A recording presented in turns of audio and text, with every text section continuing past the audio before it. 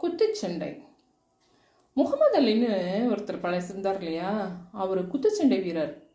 அவர் பார்த்தீங்கன்னா ஒரு இதில் கலந்துக்கிறப்போ எல்லாருமே அகென்ஸ்டாக இருந்தாங்களாங்க. ஒரு பாதி பீப்புள் ஒருத்தனுக்கு, பாதி பீப்புள் இவருக்குன்னு அந்த மாதிரி தானே இருப்பாங்க, கலந்து தானே இருப்பாங்க. அன்னைக்குன்னு பார்த்தீங்கன்னா அவர் தோக்கிற நிலைமையாங்க, தோக்கிற நிலைமை. ஆனால் அன்னைக்கு அவருக்கு ஜெயிச்சிட்டார். எப்படியோ ஜெயிச்சிட்டாருங்க. அந்த நாக் அவுட் பண்ணிட்டு அவரை பேட்டி எடுக்கிறாங்க. பேட்டி எடுக்கிறப்போ, எப்படி நீங்கள் ஜெயிச்சிங்க, இந்த இதில் தோற்றுருவீங்கன்னு நினச்சோமே நாங்கள், இந்த ரவுண்டில் நீங்கள் எப்படி ஜெயிச்சிங்கன்னு கேட்டாங்களாம். அவர் சொன்ன ஒரு பதில் என்னை மெய் சிலிர்க்க வச்சுதுங்க. ஏன்னா என்ன தெரியுமா சொன்னார் அந்த மனுஷன், நான் ஒருத்தந்தான் விரோதி இருக்கான் அப்படின்னு நினச்சேன். எதிர்க்க இருக்கிறவங்கிட்ட தானே இவர் சண்டை போடுறாரு, அதனால நினச்சேன்.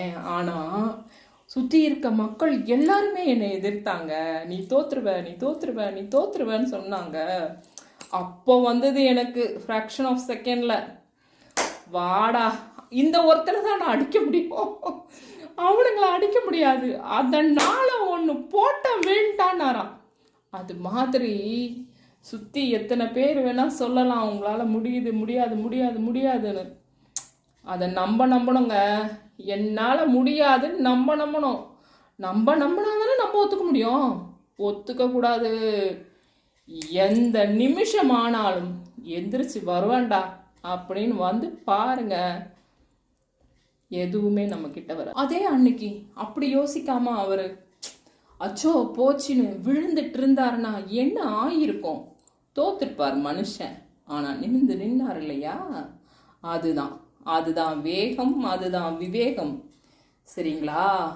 எதுவாக இருந்தாலும் நான் அஜித் படத்துக்குள்ள ஒன்று சொல்லுவார் இல்லை அவர், டேய் நான் தோத்துட்டேன், நான் ஒத்துக்கணும்டா, நான் ஒத்துக்காம நீ எப்படிடா என்ன ஜெயிச்சுக்க முடியும் இல்லையா?